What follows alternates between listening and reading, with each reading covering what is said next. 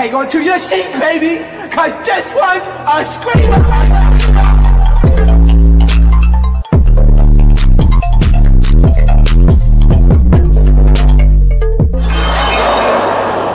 Are you not entertained? Are you not entertained? What is going on, entertainment? So time coming to y'all with another video. So y'all, I'm not laughing at this lawsuit, y'all. I'm laughing because I just got this email. Let me try to put it up. Tell me how this email came across. Y'all know I be doing like the castings and stuff, right? Read the email on the screen, y'all. It says, gay male promo models needed. Will be dressed like Sexy Red. Must be willing to dance like Sexy Red. Be ratchet. Be able to Vogue is a plus. Low-key, I would do it, but I can't even do it because I have something else to do that day. And it's literally tomorrow. That's the stuff they be putting out there to cast people for. And I'll be cracking up with some of the descriptions. They be like big booty. They be like big booty urban girl. Big booty urban girl with brown hair. Blonde bitch. They don't say bitch though. Okay, so first I wanted to get into, guys, this is Hollywood Hot Topics. I wanted to get into the 5th lawsuit filed against Diddy. And I do have the court documents pulled up. It's shorter, thank God, not long like the casting one. This is now the 5th lawsuit filed against Mr. Combs in the last 3 weeks. Incredibly, the allegations brought by Mrs. Doe. So she's not using her name. It's an underage girl this time that's filing this lawsuit against him. So she's going as John Doe. Ms. Doe are in many ways even more egregious than those brought by his prior victims. Specifically in 2003, when she was only 17 years old and in the 11th grade. Ms. Doe was trafficked and ganged by Mr. Combs, Mr. Pierre, and the third assailant. You ruining the Pierre name. Like, I can't stand when somebody goes by Pierre or has Pierre in their name and does just stupid stuff. Like, you declassing the name. You declassing the franchise. Like, you making me look bad. Okay? When she was just a teenager, Ms. Doe met Mr. Pierre and the third assailant in a lounge in the Detroit, Michigan area. While at the lounge, Mr. Pierre insisted that he was best friends with Mr. Combs and even called Mr. Combs with Ms. Doe. Mr. Combs convinced Ms. Doe, who was half his age at the time, so that would make him 34, to accompany Mr. Pierre and the third assailant on a private jet to come to his studio in NYC. So they boarded the PJ. Before they left for the PJ, Mr. Pierre smoked powdered donuts in a bathroom at the lounge, in which he also SA'd Ms. Doe by forcing her to give him sloppy top. Somebody commented, because that previous video I made about Jocelyn doing powdered donuts. I don't care. Listen, y'all gonna keep normalizing doing powdered donuts and see how far we get. We're already decreasing as a Black community. I don't even mean to sound like a prude, but like, let's stop here. Like, we're gonna have to, like, come on now. Y'all be the main ones. Anything gay, y'all frown y'all nose against and turn y'all nose up against. But when it's powdered donuts, oh, everybody do it. Girl, I swear to God, I swear to God. Mr. Pierre, third assailant, and the other gentleman then escorted the high school into a private jet, which flew them to New Jersey. There were SUVs waiting the group at New Jersey, and the 4 of them were driven to Daddy's house recording studio, which then already sounds problematic. A studio famously owned by and operated by Mr. Combs and Bad Boy. He couldn't have named it anything else. While at the studio, Mr. Combs and his associates, including Mr. Pierre, plied Ms. Doe with drugs and alcohol. As the night wore on, the 17-year-old Ms. Doe became more and more inebriated, eventually to the point that she could not possibly consented to giving the Debbie cakes up with anyone, much less someone twice her age. While at the studio, Ms. Doe was gang touched by Mr. Combs, the third assailant, and Mr. Pierre in that order. While Mr. Combs, okay.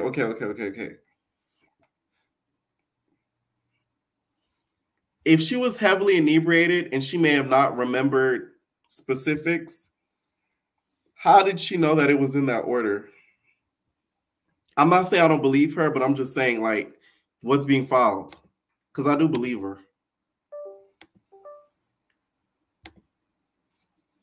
While Mr. Combs was touching Mrs. Doe, he complained that he could not get off unless she pinched his nips as hard as she could. Mr. Combs then watched on as the third assailant, who Miss Doe had not even realized had began to touch with her R-word Miss Doe as she told him to stop. After the third assailant was finished, Mr. Pierre took his turn at R-wording Miss Doe, then violently forced her to give him sloppy top during which Mrs. Doe was choking and struggling to breathe. When Mr. Pierre finished, he left Ms. Doe in the bathroom alone. Ms. Doe fell into the fetal position and laid on the floor. Her private parts were in pain. Finally, after a period of time, Mrs. Doe regained her bearings. However, she could barely stand up following the gang R-word and had to be helped to walk out the building and back into the car. She was taken back to an airport and flown back to Michigan. However, she has very limited recollection of her transportation home. This is what I'm talking about. Like, I just feel like when you're filing like a motion, you should be careful to not say certain things, because if you say you were R-word in this order, they're going to be like, how could you remember you were R-word in this order and you couldn't remember your transportation home? Like I said, I'm not saying I don't believe her, because I do believe her, but I'm saying don't use certain words and use certain specific words in describing certain stuff, because it might come back to bite you legally, because then they'll try to discredit your story based off of certain wording that you use, if y'all get what I mean. However, she has very limited recollection of her transportation home and only remembers being in her car sometime early in the morning. Unlike many victims who have come forward after decades, Mrs. Doe can prove that she not only met Mr. Combs on the night in question, but she was in his studio in New York City with him on that night. Remember, when viewing these, Ms. Doe was 17 years old, and they block out, of course, the picture of her face. And she was sitting on his lap, which, of course, her being 17 years old, she shouldn't be sitting on his lap. Ms. Doe has lived with her memories of this fateful night for 20 years, during which she has suffered extreme emotional distress that has impacted nearly every aspect of Mrs. Doe's life.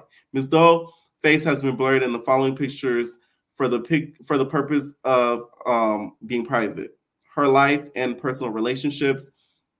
Given the brave women who have come forward against Mrs. Combs and Mr. Pierre in recent weeks, Ms. Doe is doing the same. They call him Miss Combs. That was an error, but you know, was it really an error? I think not. All right.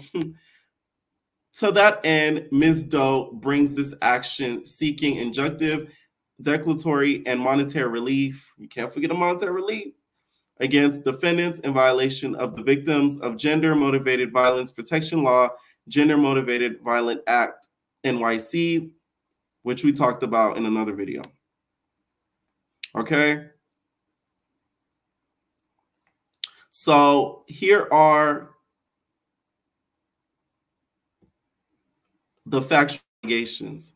In 2003, Ms. Doe was 17 years old, 11th grader, residing in the suburb of Detroit, Michigan. At the time, Mr. Combs was 34 years old, twice the age of Mrs. Doe, and one of the most well-known influential music artists of the time. A decade later, Mr. Combs founded Bad Boy and installed his longtime friend, Mr. Pierre, into the role of president.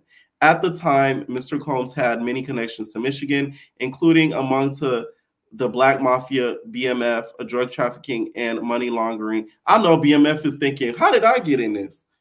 Money laundering organization that's rumored to have seeded Bad Boy. I like the fact that they included this, because the fact that she was from Michigan, and of course Bad Boys was not in Michigan, it would kind of have somebody being like, well, how the heck did she get there? You know what I'm saying? So I like the fact that they kind of connected the dots in when it comes to the relation of Michigan and his connection to Michigan. That was very smart of the lawyer to do that. And it makes sense. At the time, he had connections with BMF, drug trafficking money laundering organization that is rumored to have seeded Bad Boy. Accordingly, upon information and belief, Mr. Combs' associates, including Mr. Pierre and the third assailant, spent significant time in and around Detroit, Michigan. On the evening between the spring and fall of 2003, Ms. Doe was out with friends. It was not uncommon for her and her friends to frequent bars and lounges in the Detroit area. Certain of Mrs. Doe's friends were all well connected with people in the music industry. On the evening in question, Ms. Doe was with friends in the lounge. She was approached by who she learned was Mr. Pierre. Mr. Pierre was with his own friends, including the third assailant. Mr. Pierre, the third assailant, and their friends were dressed in suits. Y'all know back in the day, Diddy was known for like the black and white suit. Mr. Pierre repeatedly complimented Mrs. Doe's appearance, saying that she was hot, among other things. He then began talking about his self-described best friend and brother. To me, that's such a weird compliment to give to him. You're hot. Like, that's like, ew. Am I the only one? Specifically, Mr. Pierre continually stated that Mr. Combs would love to meet Mrs. Doe. Mr. Pierre even called Mrs. Combs and put Ms. Doe on the line. Ms. Combs told Ms. Doe that he would love to meet her and that she would accompany Mr. Pierre to New York City and the private jet. Shortly thereafter, Ms. Pierre directed Ms. Doe to go with him into the bathroom in the lounge. Once in the bathroom, that's when Mr. Pierre started to do the powder donuts. After doing the powder donuts, forced Mrs. Doe to, do the sloppy toppy. All right. Ms. Doe got into the SUV with Mr. Pierre and the third assailant, and the other group went inside the second SUV. The SUVs brought the group to Daddy's house recording studio, owned and operated by Mr. Combs and Bad Boy. When Mrs. Doe arrived, she was escorted into the building where she distinctly remembered seeing a sign up for the company Technicolor. Upon entering the studio, Mrs. Doe first encountered Mr. Combs. At the time she arrived, a female recording artist was using the studio as Mr. Combs and her parents watched on. She finished up shortly after Mrs. Doe arrived and left. I could bet money that was Cassie, because she was still dealing with him around that time. She wasn't, I don't think, dealing with him as deeply as she was a little bit before, but around that time, Cassie was still around. While in the studio section of Daddy's house, Mr. Combs asked Mrs. Doe to sit on his lap to take a picture. And then, of course, the picture of her sitting on his lap. Mr. Combs, Mr. Pierre, and the third assailant began to ply Mrs. Doe, a 17-year-old child at the time, with copious amount of powdered donuts and alcohol. While the evening became a blur, Ms. Doe does recall Mr. Combs, Mr. Pierre, and the third assailant hitting on her incessantly, stroking her body, asking her to see Debbie Cakes, and telling her how hot and sexy she was. Various other pictures were taken in the studio that night, leaving no doubt that Mrs. Doe was in Mr. Combs' New York City with Mr. Combs the night that she was R-word. The night wore on, Mrs. Doe became inebriated, and Mrs. Doe did not consent to having fun time with Mr. Combs, but he continued thrusting. At some point, Mr. Combs turned Mrs. Doe around to face him. He told her that he could not get off and to squeeze his nipples hard, and then he turned back around and continued to R-word her. By this time, she was coming in and out of consciousness, and her next memory was looking up into the mirror above the sink to find that the third assailant had replaced Mr. Combs and was R-wording her from behind. Okay? I believe this 100% because she has picture proof. Child, that's hard to get by. There should never have been a 17-year-old sitting on your lap TV to begin with. Not even that, being in the studio alone with a whole bunch of niggas without parental guardians being there the whole time, not leaving on some R. Kelly stuff. Don't leave. Your daughter will be fine. No, the parents should have sat there. Diddy, I think, is guilty as hell on this one. I'm sorry. The pictures tell a million words. Why is a 17-year-old sitting on their lap? That in itself already makes him guilty. Even if he didn't do it, you should have been smart enough to know her age and to not have her sitting on your lap. Because that one picture says 1,000 things. Had that picture not existed of her sitting on his lap, it could have been your word against hers. But that picture just makes you guilty. She's 17. Now, he did put out a statement and said, for the last couple of weeks, I have sat silently and watched people try to assassinate my character, destroy my reputation, my legacy. Sickening allegations have been made against me by individuals looking for a quick payday. Let me be absolutely clear. I did not do any of the awful things being alleged. I will fight for my name, my family, and for the truth.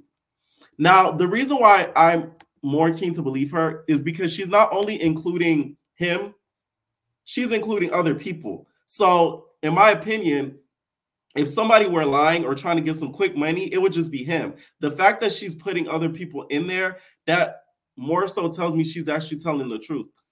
Because it'll be harder to not only lie on one person, but to lie on 2 other people.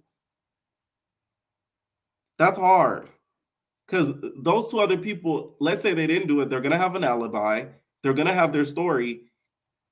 And if you're lying, you could be easily proven wrong. And if you're proven wrong that you're lying on 2 people, but you're not lying on Diddy, your case is already looking crazy. So the fact that she's bringing in not just him, but Mr. Pierre and the other assailant and everything like that, that's where Diddy is a dunzo. And he should be worried. Thank God, like I said, Chrisean did not leave the City Girls. And I'm guilty. I'm going to say it again. I was the main one. Oh, she should leave the City Girls. Be an influencer.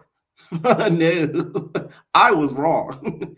Baby, you did the right thing. You stood right by JT. Guess what? Years from now, he is going to go broke hard. Real bad. Not going to have a cointada left. Okay? Now, Carlissa, you guys spoke out on the whole baby situation, a.k.a. Mrs. Claus, okay? Mrs. Claus spoke out because she was feeling, you know, festive. And she has some things to say about Blueface carrying the baby out of there like a football. All felt that way at one point. We all did.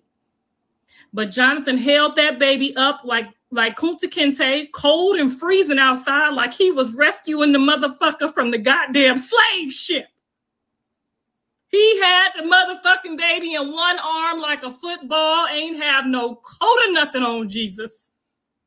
The baby freezing. The baby was on a 007 mission with the daddy last night. Hell no. We can't do this no more. We can't go backwards. He done rescued baby Jesus off the slave ship, and we is not getting back on. Girl, no jacket or nothing, Jesus. Baby Jesus went through hell last night with his daddy. You better be the daddy.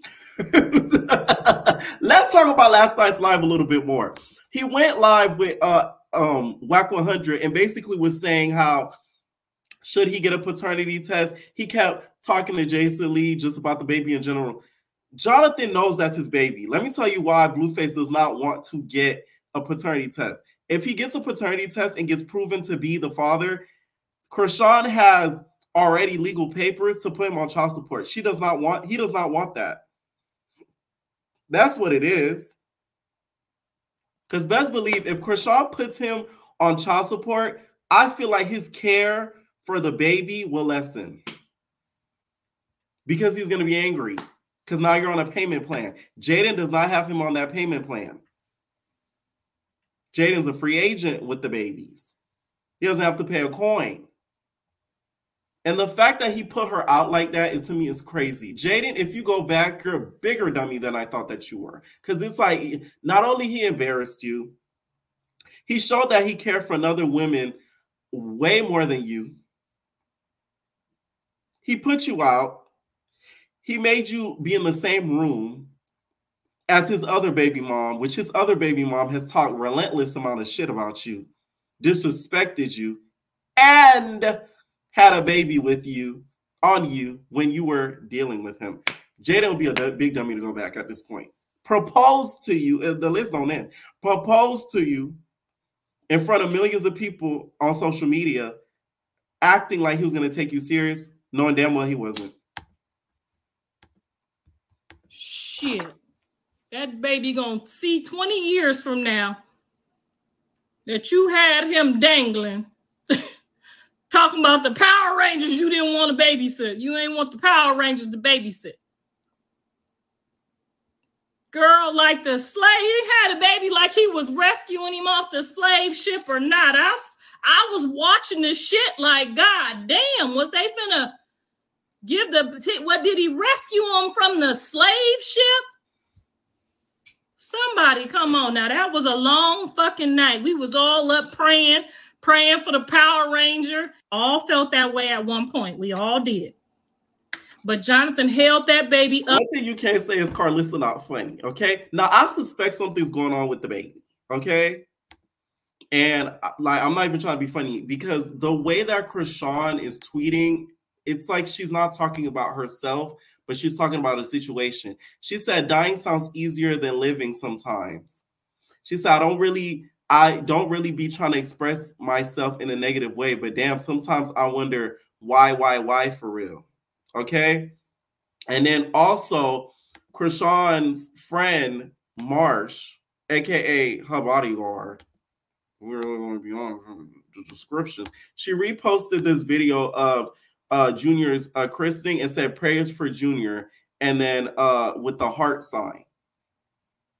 So if he were to be in great state, why are we sending out prayers to him if he's okay? Because at the end of the day, the way that Blueface carried that baby out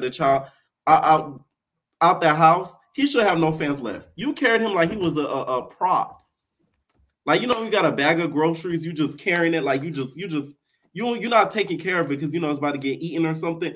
That's how Blueface was carrying that baby about that house. And I don't feel like social media gave him enough hate for that. They were just so worried about, in my opinion, where Chrisean was and the whole hoopla between Chrisean and Jaden. Nobody cared about, in my opinion, how the baby was being carried, how the baby was being treated in that moment. The baby was being treated like a puppy, like a pug. That's what was sad about that baby. So Blueface, the reason why he's so stressed and out and about, and that live with Jason Lee, he done grew 15 bumps by the end of that live. He was so stressed out, he don't know what he's gonna do with himself because he doesn't have control of bitches no more. So that irritates him. What Chrisean needs to do though is get that paternity test. I would force him to get that paternity test, get his ass on child support, and I think this is what will make Blueface not like Chrisean anymore. Like that soul tie, that soul tie that we all talk about, soul ties. That soul ties will be broken with that child support because Blueface will feel like this girl finessed me. She got a huge career off of me. She had a baby by me. Have a baby by me, baby. I'll be with you now. Had a baby by me, right? And not even that. Now she put me on child support. So now that she put me on child support, she just took the ultimate W. She still can make her money, have her career. I still have to talk to her and deal with her. And now she get money from me. That's what will make Blueface stop dealing with Chrisean.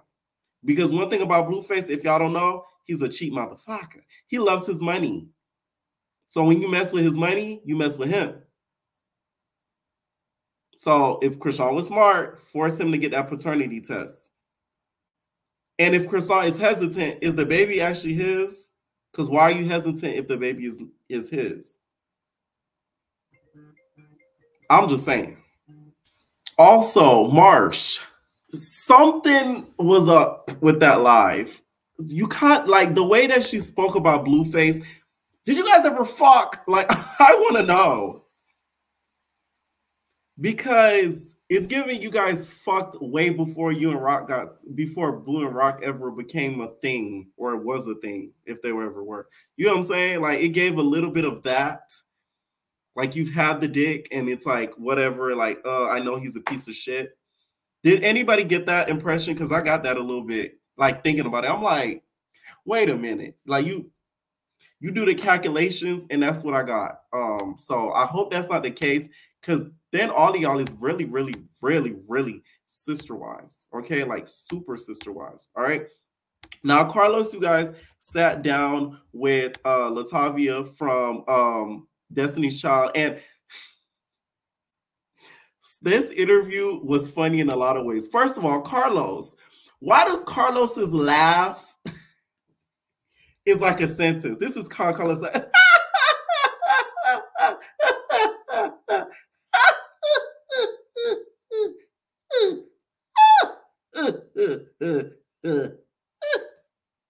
I'm like, I didn't notice it until he did it like the second time in the interview. I'm like, has Carlos always laughed like that? It's so long. Like, it takes like a whole sentence. I'm like, damn, nigga, like, stop laughing. Fuck. It's irritating a little bit. So the interview to me, from what the clips that I saw on the blogs and from watching it, the full thing, at first I thought it was going to be a messy interview. And like, Latavia is a legend. Like, this lady is literally like royalty low key because, you know, one of the biggest R&B groups, she was in it. So I thought that Carlos did a bad job by asking like random messy questions. But from what I saw in the blogs and the actual interview, it actually was a good interview. Latavia, it just doesn't, in my opinion, didn't want to go into certain stuff because she wants to keep, like, you know, a good relationship when it comes to Beyonce and Parkwood. Like, if we were really going to keep it about, that's what it is. She wants to keep a good relationship with Beyonce and Parkwood. And I don't think she's mad at Beyonce about anything. That's why I don't think the blogs, people that were seeing the little clips that were put on blogs, I don't think people get that. Like, they see from the little preview, like, oh, she's still mad. Even though she was at the Beyonce concert, like, people was like, oh, she's still mad about, you know, getting kicked out of Destiny's Child. Watch the full interview. Actually, was actually a good interview, especially towards the end. Now, she said she started off as a dancer and also rapped. But then her mom sent her off to kind of do voice lessons. And I'm like, that explains it. In my opinion, here's the thing. I don't know how y'all feel, but I feel like if you're a singer and you have to go get voice lessons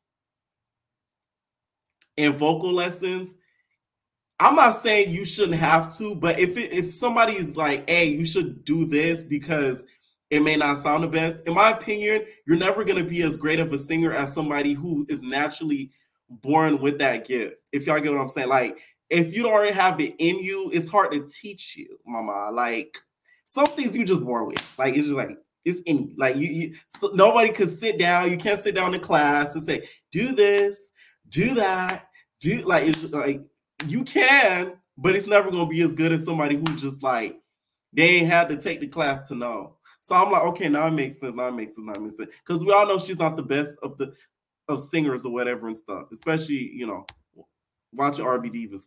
All right, so they brought up the relationship between her and LaToya and the relationship with the Jagged Edge twins. We all know, like, that's the rumor that kind of broke Destiny's Child and Matthew and all that type thing. She didn't want to go too deep into it. Not gonna lie, she seemed a little bit irritated at first with Carlos. Okay? Because she cocked her head back so far, you would have thought the bitch needed a massage. She cocked her head back. I'm like, whoa, like, you gonna break your head, mama. Like, damn, she was just irritated. She was really, really irritated that Carlos even, I think, brought that up. I guess, I don't know if Carlos kind of told her, like, hey, you know, we're gonna be talking about this. You know, we're gonna be addressing this. Because the way that she reacted was like, this nigga really going there. All right. We didn't get too deep into it because she was a little bit very irritable. And then we get a Carlos laugh break.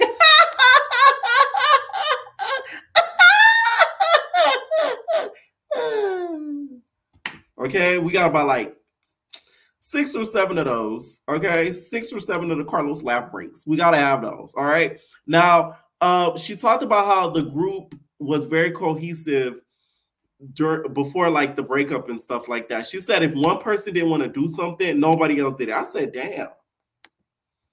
That's how you run a group. That's how the groups be ranking up, because they don't go by that standard. Everybody does what they want to do. But I guess Matthew, Mr. Knowles, wasn't playing. So if one person didn't agree to do something, they didn't like that color, that color leather. They didn't want to wear that boot. Nah. It don't fly. which I'm like, okay. I see. Now it makes a lot more sense. All right. So of course we all know the story about the Say My Name video and how the group, how she found out that she was no longer basically, like, of course they were replaced by Michelle and Farrah, and they were placed in the video, and of course their vocals and stuff were playing. I still think the best version of Say My Name is when Beyonce did that concert, Beyonce Experience Live, when she did the Beyonce, say Beyonce, and you know the hippos off of Fantasia, the background dancers, they were like that's, to me, is the best version. Can't nobody tell me nothing. That's the best version of Say My Name, is the live Beyonce Experience concert version. Like, she ate with that. She ate. So that's kind of how they found out.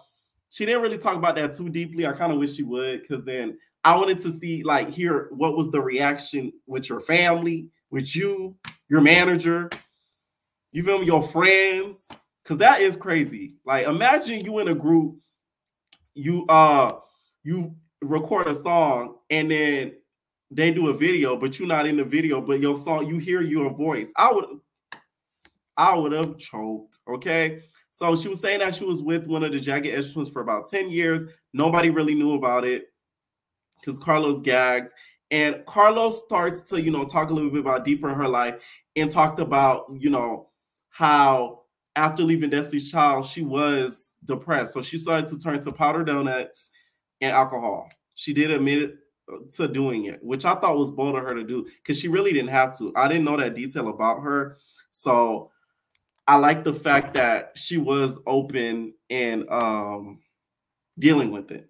Okay. And just admitting that. All right. Now, Carlos talks about this Super Bowl party. It was the year that Beyonce did her Super Bowl halftime performance, and he invited her to the Super Bowl party. And a lot of people was like, why would you invite her to the Super Bowl party? Because Beyonce performed, she's gonna feel away. But Kenya was there. So Kenya Moore performed while they turned off Beyonce performed. Let me stop. That would have been a key if they did that. But she said she didn't feel away. She still has a good relationship with Beyonce now. And while they were there, they kind of talked about the Encore. So if y'all don't know, Carlos has a show called The Encore that was on BET. I watched it. And then, of course, R&B Divas, which I watched, which they need to bring that show back. They need to bring back R&B Divas back. They need to bring back Hollywood Divas. What other show? Hollywood Exes. There's so much shows that need to be brought back. We bring back doing all these stupid shows where they sitting in the house fighting. Why not bring back the shows that actually had content? Hollywood Divas, R&B Divas, Hollywood Divas, Hollywood Exes. There's another show I'm forgetting, but I'm probably remember later on. All right, so all of them were at the party. She started pitching the Encore to her, and then I guess the producers found out. This is why I'm scared to do stuff like this.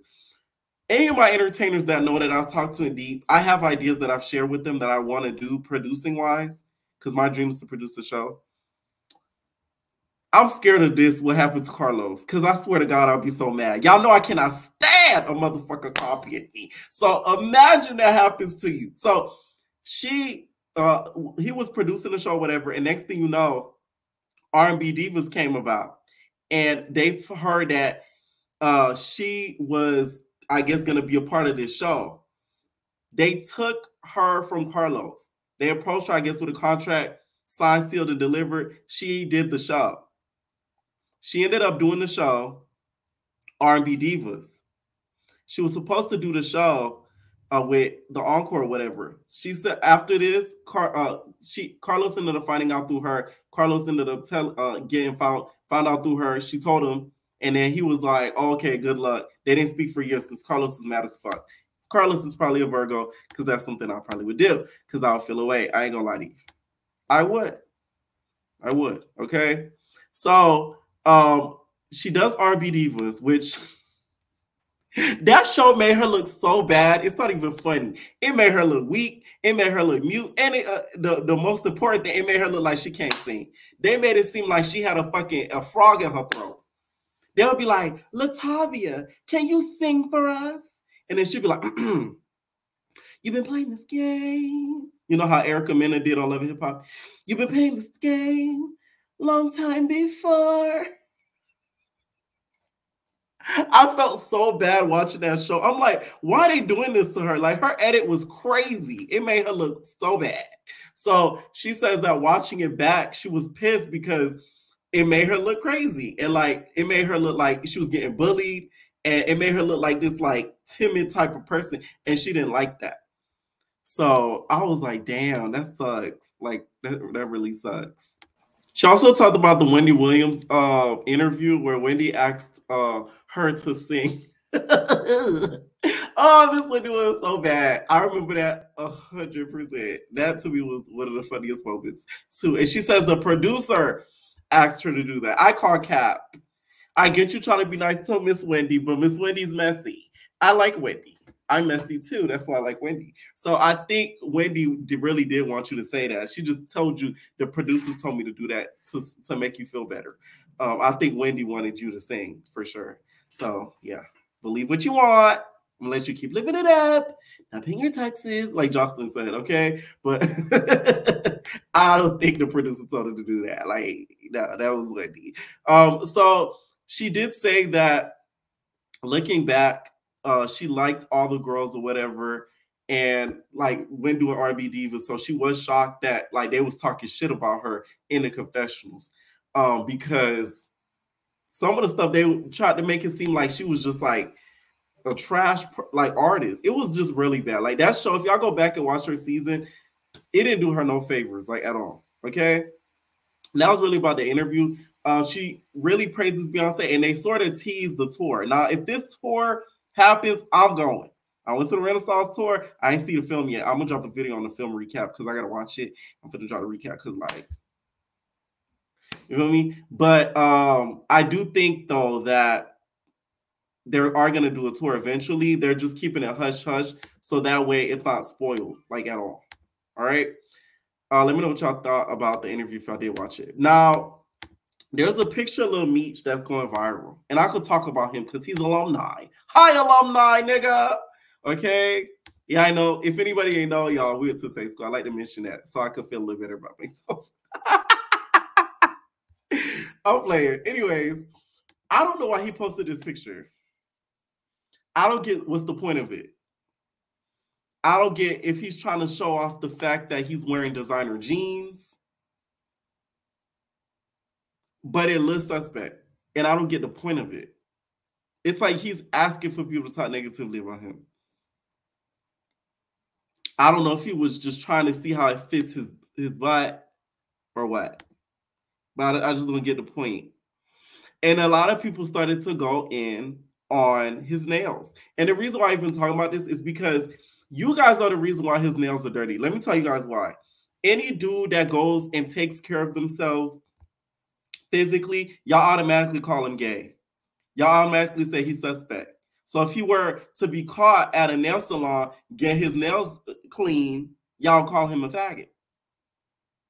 So y'all got to pick one. Y'all want dirty nail nigga or y'all want a clean nail nigga? Pick one.